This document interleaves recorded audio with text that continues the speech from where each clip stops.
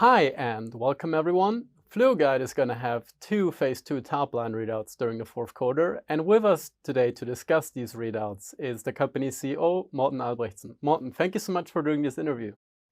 Thank you, Christian, for having me here today. Now to start with, can you just elaborate a little bit on what are the two readouts that are coming up? What kind of data can investors expect? Yes, we have two readouts coming up. One is for head and neck, and the other one is for aggressive brain cancer.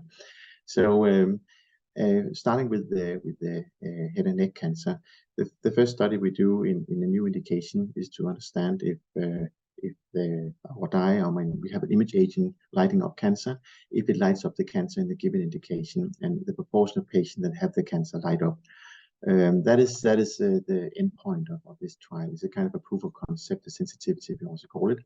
We know we have presented interim result that we have included 16 patients, and we know that all of the 16 patients have cancer that light up. So what will be presented on the head and neck trial is more detail on this trial. It will be on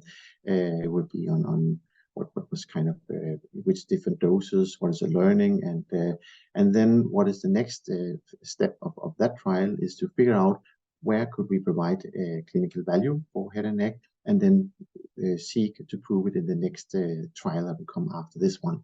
This is kind of the steps in it. So the first one is to see that if FG001 light up cancer, and it does, and then the next one is to define a clinical benefit and then try and prove it in the next trial.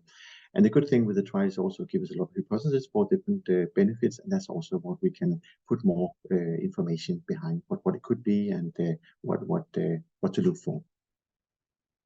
So this is the head and neck trial. Yes. And if I go to the aggressive brain cancer trial, this is a trial where we look at different phase 3 endpoints, and the trial is set up to it's compared to the 5-ALA, the Glyolane, the product is approved in the aggressive brain cancer trial indication right now, and we will get some learning on what are the endpoints we should use in the phase 3, how we should measure them, how we should train the doctors, and how we should do the things. And the primary endpoint is the proportion of cancer or tissue left after surgery that will light up and confirm to be cancer. And then there's a lot of secondary endpoint, which is more explorative of nature, giving us information on how to design trials going ahead. And this is blinded, so there are no less, and we will unblind it shortly, and then we will announce the data within a very short time, in Q4 we're saying. Perfect, got it. And now you already touched on it a little bit, but based on the data that you will have when these readouts come, what are potential next steps?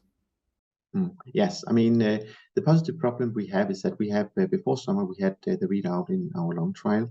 It demonstrated that it light up lung cancer. We have the interim in head and neck demonstrated that it lit up head and neck. And we have previous trials also in brain showing that it lights up the brain cancer as well. So we would expect that is also the case for this study to come.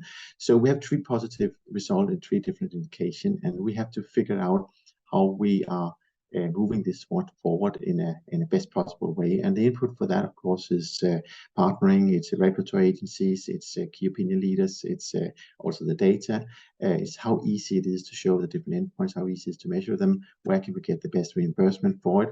So all this is what we are doing right now, and all those data we are looking into now. So the sequence of it will be that we present data here in the next few months, and then we will present our plans after we have kind of analyze the data and got all this input. So we would not anticipate that we go ahead full speed in 3 indications. I mean, this is too much for us to do.